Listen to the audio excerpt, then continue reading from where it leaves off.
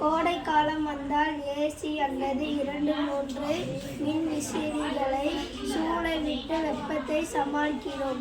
அதுவே மின்சாரம் வருவதற்கு முன் நம் நாட்டில் என்ன செய்தார்கள் என்று தெரியுமா?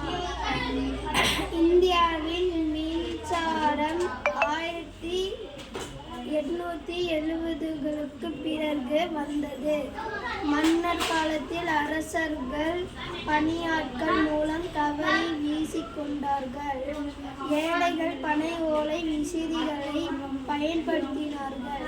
ஆங்கிலேயரின் வருகைக்கு பிறகு 19ஆம் நூற்றாண்டில் வசதி படைத்தவர்கள் ஆங்கிலேயர்கள் பங்கா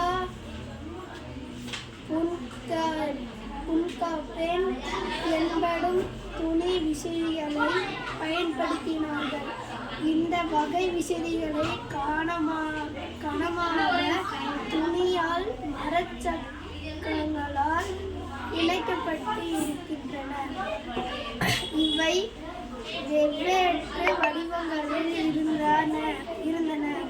அறையின் மேல் பகுதியில் பொருத்தப்பட்டு இதனை இழுத்து விடுவதற்கு நீண்ட கயிறும் விசிறிகளுடன் இணைக்கப்பட்டது.